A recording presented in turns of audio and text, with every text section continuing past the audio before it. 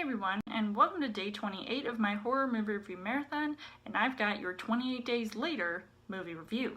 A virus found in chimps cause rage in anyone who contracts it. Will this just be another zombie film? So as far as the story goes, Danny Boyle directs this horror film set in London where a man wakes up from a coma to an empty city, except for its infected and a small group of survivors. Now, I had seen this movie several times. I honestly think it's one of my favorites because I'm a huge zombie fan, and I just loved how it was surprising to me that Danny Boyle would make a movie like this because it felt very different compared to any of his previous work, and it definitely showed with the style of the film, especially with the filmmaking and the camera work.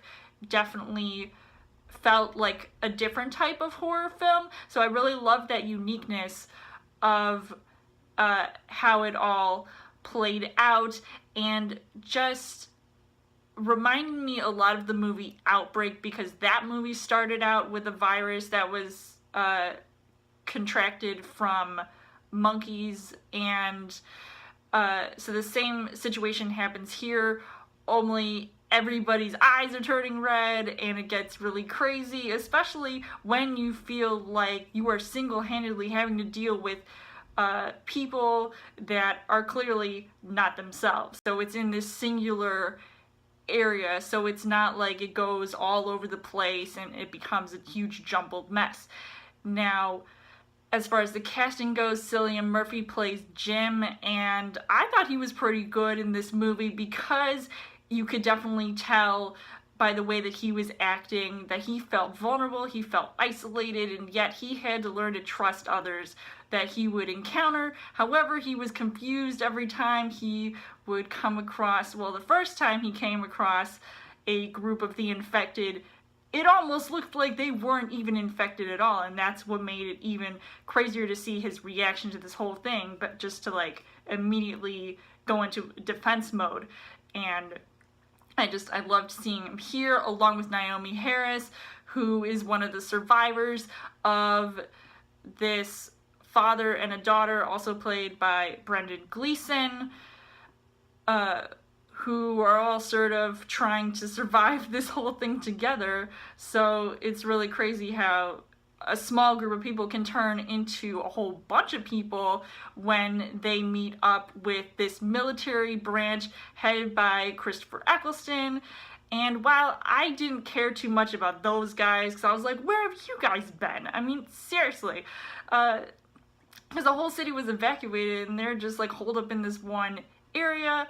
So the things that I liked about this movie was obviously the blood and gore and the rage zombies just coming at people and looking the way they do. I mean, you can see why I have this fascination with, you know, these crazy colored contact lenses, and how it really sells it for me when, you know, people look the way they do. And it just felt like an insane stylistic type of zombie movie, but they're not actually dead. I mean, they just contract the virus, so they're still alive, but then why are they running around bursting into flames and they're just not stopping? So it is kind of outlandish but crazy, but also really cool to see at the same time. But unfortunately, the things that I didn't really like about this movie was that the third act made the whole movie more enjoyable, but slightly wasted time to get to that point, because it left little to be desired except for the sequel 28 weeks later, which I actually found much more enjoyable than this one. But I still feel like together they were cool movies, and it made me want to see it 28 months later.